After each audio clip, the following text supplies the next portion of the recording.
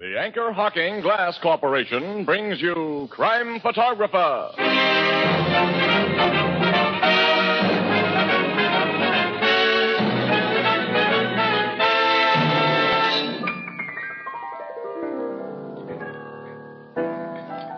Hey, Ethelbert. Oh, hello, Casey. What's Tony Marvin worrying about over there? Why, he's writing a holiday poem. And he's stuck for something to rhyme with Christmas stocking. But, Ethelbert, are you kidding? Certainly not. Oh, you mean Anchor Hocking. Oh, gee, fellas, that's wonderful. Anchor Hocking. A great name in glass.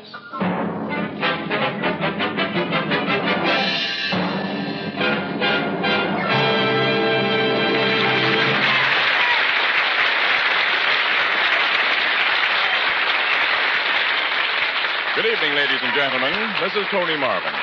Every week at this time, the Anchor Hocking Glass Corporation of Lancaster, Ohio, and its more than 10,000 employees bring you another adventure of Casey, crime photographer, ace cameraman who covers the crime news of a great city. Written by Alonzo Dean Cole. Our adventure for tonight, Christmas shopping.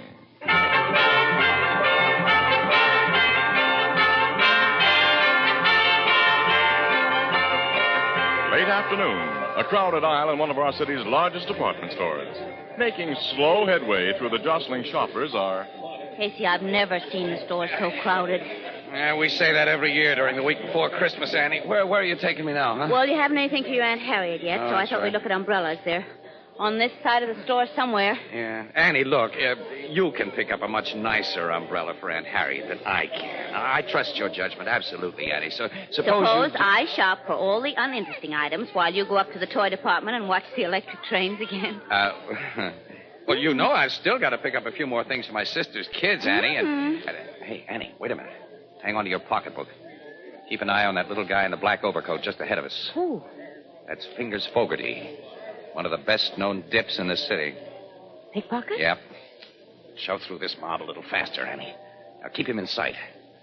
I think he's closing in on a prospect. You mean he's made up his mind about whose pocket he's going to pick? Sure. Smart dips like Fingers don't dive into just anybody's pocket. They hang around bars and wait for some guy to flash a roll. And they tail him. If he gets into a crowd like this...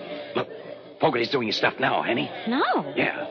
That big fat guy he just bumped into. Fingers took a wallet from his inside pocket. Well, I didn't see him. Neither did the fat guy. Fingers is a smooth worker. Come on. He'll feel very badly when we stop his special brand of Christmas shopping, but pocket picking is considered antisocial. I've got to get Mr. Fogarty. Well, he squeezed through the crowd. I can't see him anymore. Neither can I. Look, Casey, yell out for somebody to stop him. Oh, what'll I yell? Stop thief? Well, you can't let him get away. He won't get away. Every cop in this precinct knows Fingers.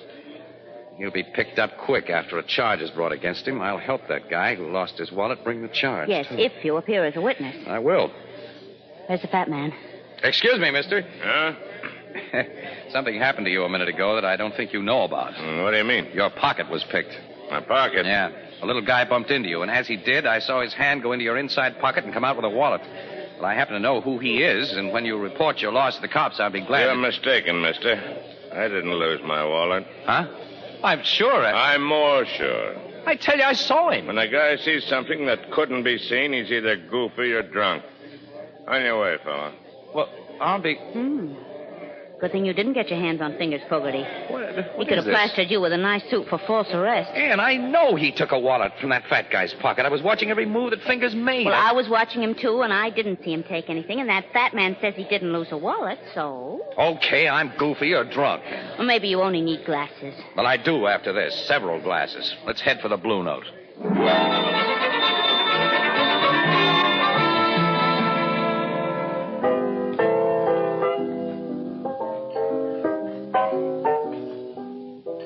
You and Casey get your Christmas shopping done this afternoon, Miss Williams? Well, I accomplished quite a lot, Ethelbert, but not Casey.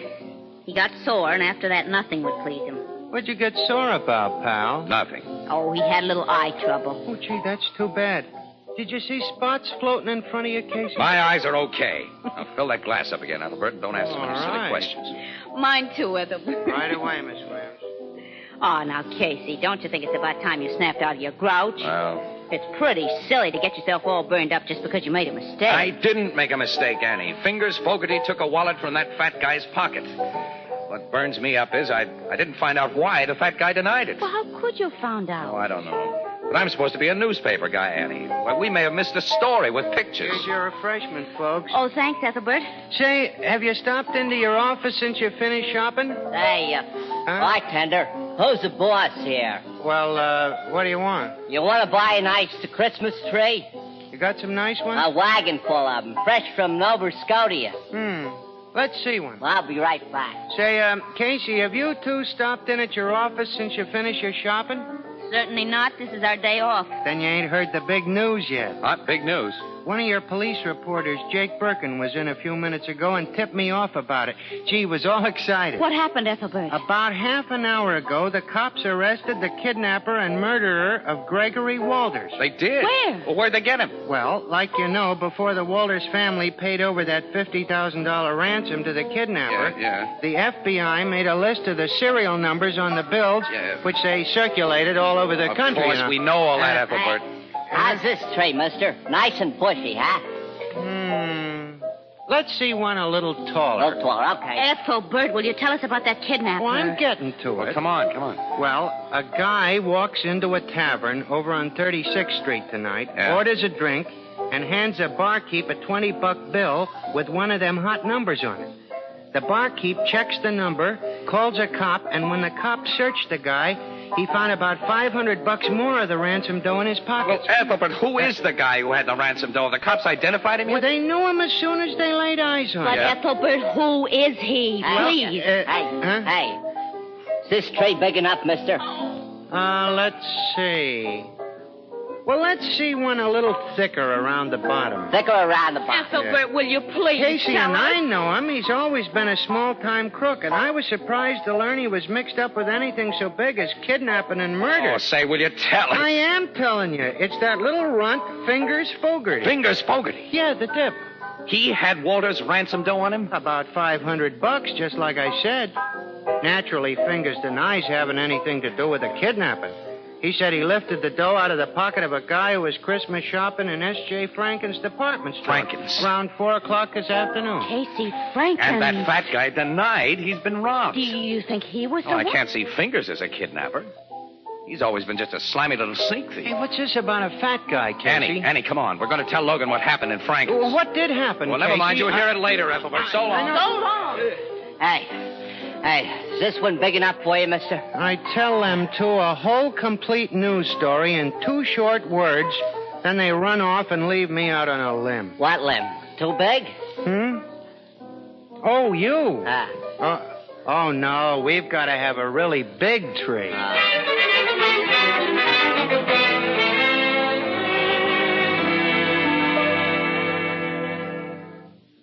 You think Fingers Fogarty may be just the victim of circumstances, Casey. Circumstances peculiar to his profession. Miss Williams and I have told you what happened, Logan. You can add it up. Captain, have you got anything on Fogarty outside of the $500 found in his pocket? And I did, Miss Williams. The joint he lives in is being searched, but we don't think he was chump enough to hide the rest of his ransom money there. If he lifted the 5 C's from that fat guy, he has no rest of the dough to hide. Now, look, Casey. Fingers Fogarty knows you pretty well, doesn't he? Yeah, sure, he knows me, certainly. Now, hasn't it occurred to you that he may have put on an act for your benefit? I don't get you. Now, let's assume that Fingers is the real kidnapper. It's been over a year since the ransom money was paid. Fingers has been careful. He hasn't tried to pass any of the 50 grand because he knows it's red hot. But now he figures the heat has died down, so he sends up a trial balloon. How do you mean trial balloon? Well, he's got a record as a dip, Miss Williams. He figures if he gets caught passing that dough, we'll believe that he lifted the money from a guy's pocket. And to cinch it, he acts like he's lifting it from a guy's pocket while Casey is watching him. He picked you for his star witness, pal. Logan, hasn't it occurred to you that the fat guy might have been sending up that trial balloon? Huh? What do you mean? Assume the fat guy's the real kidnapper. And he wants to know how safe it is to pass those ransom bills. He knows that Fingers is a pickpocket. Well, he goes to one of the little runt's hangouts and flashes a roll in front of him.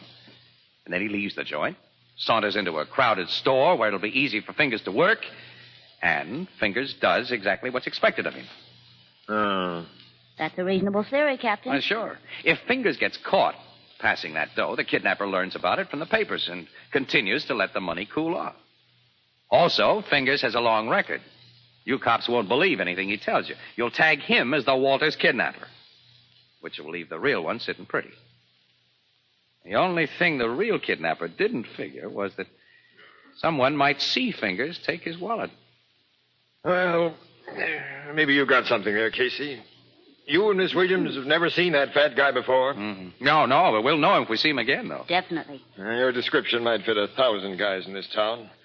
I want you two to go up to the record room and look at some pictures we've got in the files. Oh, great. That'll only take us about 4 or 5 hours, Logan. Oh, Casey. And this was to have been our night off.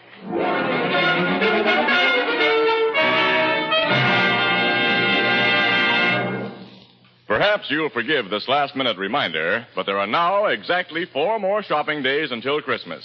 That means a very real problem to those of us who like to put things off, as who doesn't? Is there anyone you've overlooked? Anyone to whom you want to give something beautiful, practical, and inexpensive? Well, you'll find the answer in Fire King oven glass. Whether it's a single Fire King casserole or an entire set of Fire King oven glass, prices are unbelievably low, and it'll take a minimum of shopping time at your favorite chain, variety, hardware, or department store.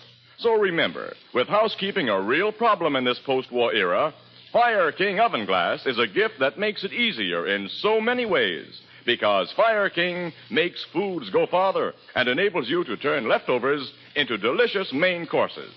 Fire King oven glass is a product of Anchor Hocking. A great name in glass.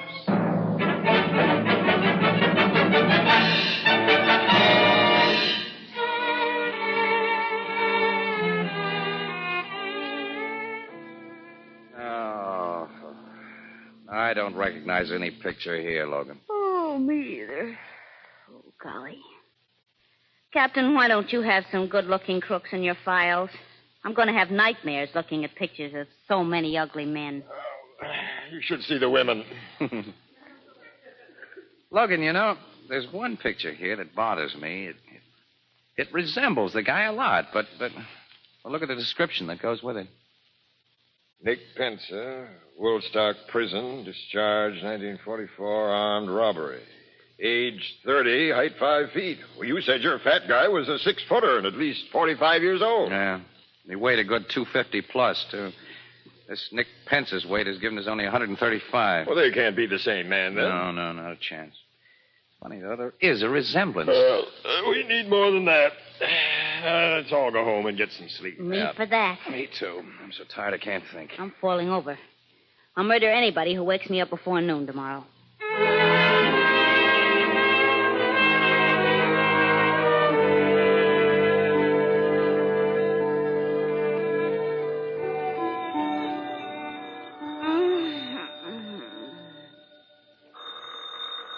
Oh, no, thank you. No, thanks.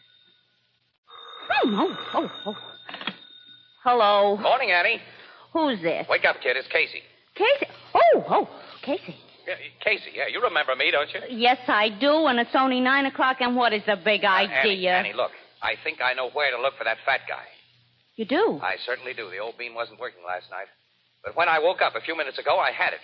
The strong resemblance between that young half-pint crook, Nick Pensa, and our big, fat, 45-year-old guy can't be just coincidental, Annie.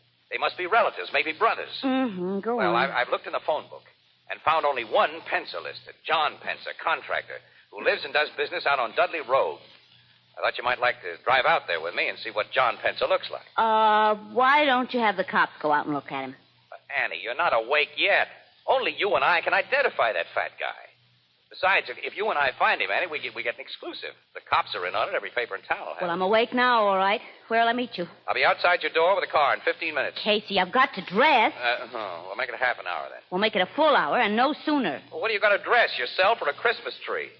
Listen, Annie, I can bathe, shave, and get into my clothes in 10 minutes. I put on underwear. Goodbye.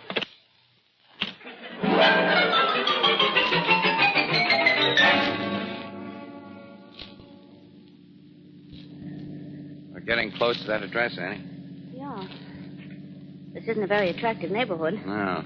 John Pence, a contractor, can't be much of a concern. And John Pence, a contractor, may be no relation whatever to the Nick Pensa in the police files.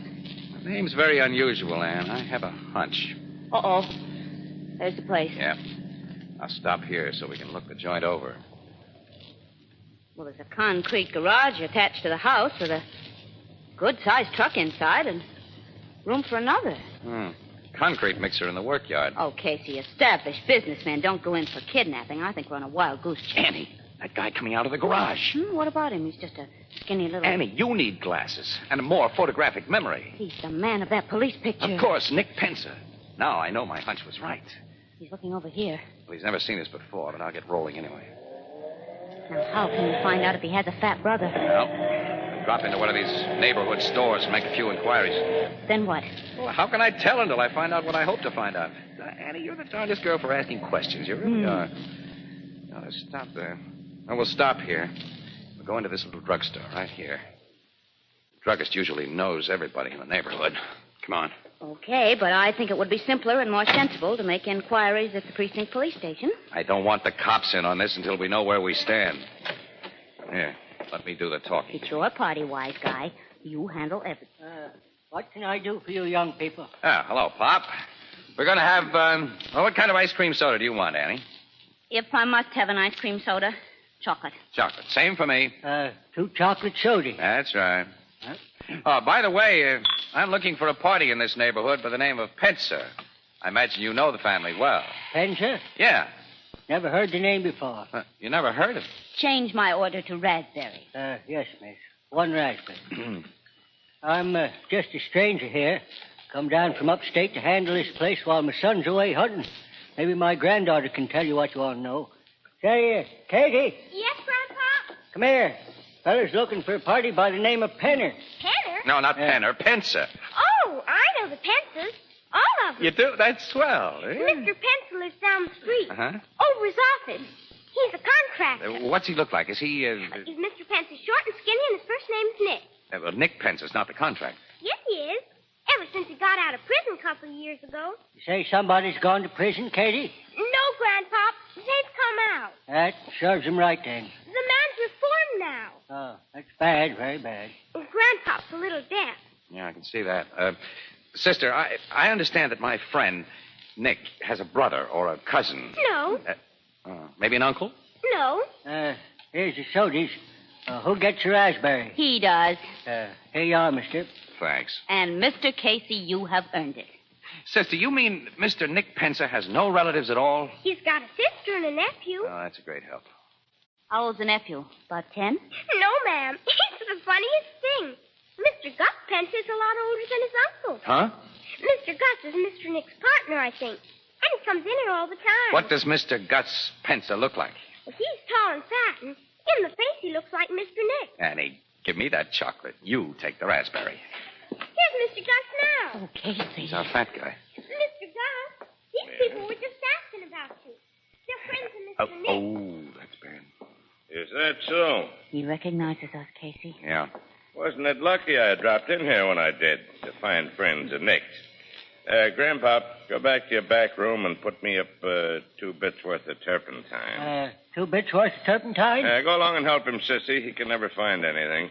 I'll show him, Mr. Gus. You two were asking about me. You've been told that we were. I noticed a car outside with a press sign on it. Yours? Yeah. And you were looking for me because of what you happened to see in Franken's yesterday. If I said no, you wouldn't believe me. Right.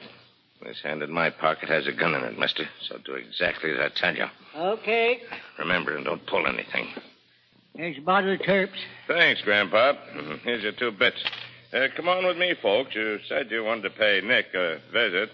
Casey. We got no choice, Annie. Right.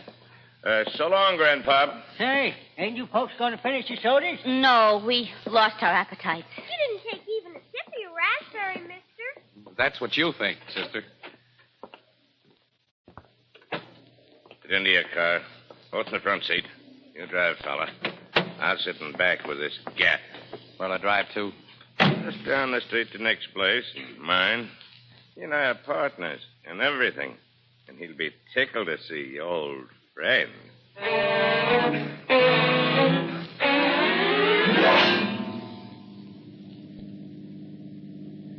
Turn into the workyard and park in our garage. And next to the truck there. Okay. Yeah, that's fine. Now what do we do? You and your boyfriend don't do anything, lady. And to make sure you don't, You hit Casey with your gun. and you get the shape. That'll keep the two of you quiet for a while. Nick! Yeah? What do you want, Gus? Come into the garage, quick. Okay. Whose car you got in there? You'll see. Come inside and help me close these doors. Okay. There. What's the idea? Take a look inside this car. Who's the guy and the dame? They're the two I told you about last night. Saw that dip take the hot dough from my pocket. They got wise to the layout and located us. They police? No. These two are newspaper mugs. I figure they were making this play on their own, so we got to take care of them. We can't bump them off here. We can. We do it nice, clean, and quiet.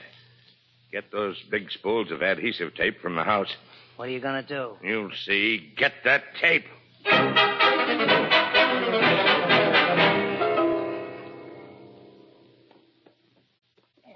Yeah. Got the gal all tied up, Gus. Then help me with this guy. Yeah. Wrap some more tape around his ankles. Okay. Yeah. He's fixed now and solid. All right. Now climb into that truck and start the motor, Nick. Oh, the carbon monoxide treatment, huh? Yeah. Nice, clean, and quiet. We just lock them in this closed garage to breathe the gas. Tonight, when it's dark, we get rid of their bodies in their car. Start the motor.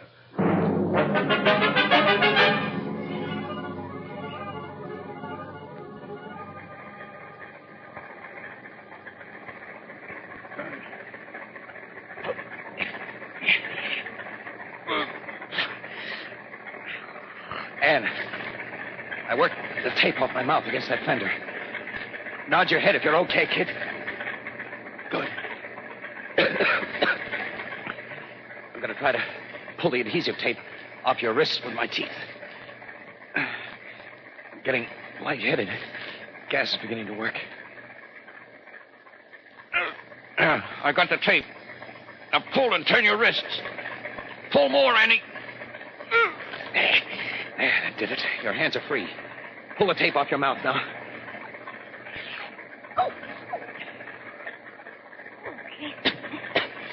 Casey, the gas. Keep your head down low, kid. Try to hold on. I will. Pull this tape off my hands. You better let me free my ankles first so I can get to that truck and shut off the motor. No. Free my hands. Those two guys may be just outside where they can hear. Yes, but if it keeps on running, we'll... If it doesn't keep on running, we'll have no second chance like this. Free my hands. All right. I've got the end loose. Pull now. There, does it. Now, unwind your ankles while I get this stuff off of mine. What good will it do us? We can't get out of here. We'll get out. Don't breathe, Judy. This Get out. garage is solid concrete. And I heard them lock those heavy doors when they went out. So... There, I've got my ankles free. Now, hang on, kid. I'm picking you up. What are you going to do? I'm putting you in this truck. This truck? Why? It's taking us out of here. Keep your head down. Okay. I'm driving through those doors. Okay, we're through. It's pure air. Wait a minute, look. Also, those two Pensa guys, they heard us. Listen, they have guns, too. Step on the gas, Casey. Drive past them. Let's get away. I can't. You can't. What's the matter? I stalled the motor. Duck, they're shooting. Oh, why are they running away? They're getting into that car. They're going to try to get away. If I can only get this motor started again. That did it. Now, come on. Casey, don't drive toward their car. They'll I'm stop driving shooting. into their car.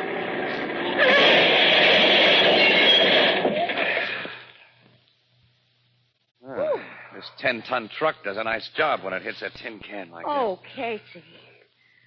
My nerves will never be the same again. this. I'll never recognize mine either. Come on, let's call City Desk. Get the cops out here so we can get to the Blue Note. I need another pair of glasses. The kind you fill.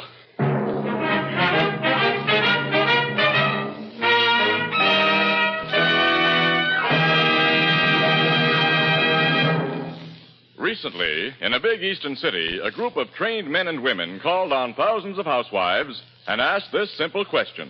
What kind of container do you prefer for the foods you buy? An overwhelming majority of housewives said they preferred to buy food packed in glass. Among them were a great many mothers of small children, and by a ratio of more than 8-to-1, these mothers said they insisted on prepared baby foods packed in glass. They gave many reasons, as you might expect, but here are the 3 reasons mentioned most frequently. First, glass lets you see what you buy before you buy it. Second, you can heat, serve, and store leftover portions of prepared baby food in the same glass container. And third, these young mothers agreed that sterilized glass containers are cleaner and more sanitary. You can buy an increasing number of the better brands of food packed in glass, and all of the better brands of prepared baby food come to you in Anchor glass containers sealed with tamper-proof Anchor vacuum caps. Both products of Anchor Hocking.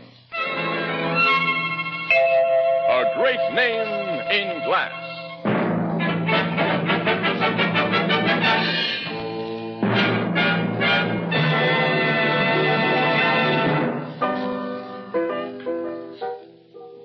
You didn't kill them 2 kidnappers when you threw that truck at them, Casey? No, Ethelbert, no. Cops pulled him out of the wreckage in fairly good shape, considering. They'll be able to walk to the chair. How about the ransom money? Did the cops find it? Yeah. Gus, the fat guy, confessed the Walters kidnapping and told where he and Nick had hidden the dough. Gee, and all because you and Miss Williams did some Christmas shopping. Say, what happened to the little dip, Fingers Fogarty?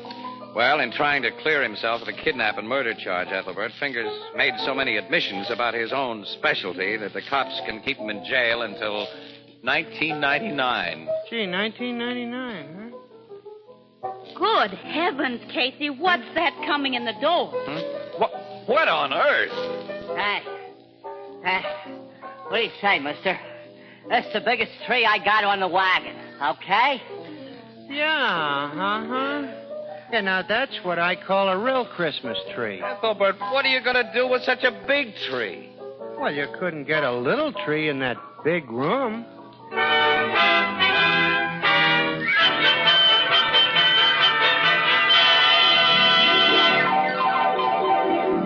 Crime Photographer, starring Stotts Cotsworth as Casey, is brought to you each Thursday at this time by the Anchor Hocking Glass Corporation, makers of Fire King Oven Glass. Anchor glass containers, Anchor caps and closures. All products of the Anchor Hocking Glass Corporation. A great name in glass.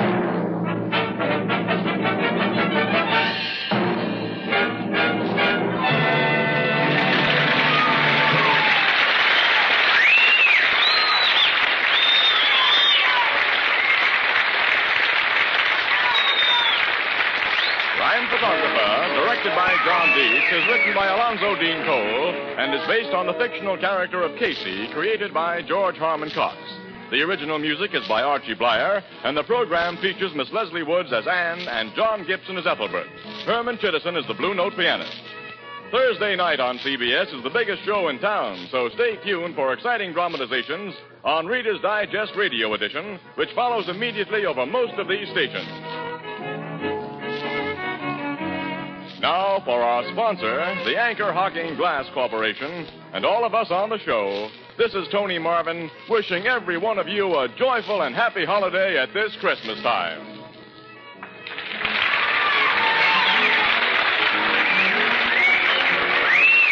This is CBS, the Columbia Broadcasting System.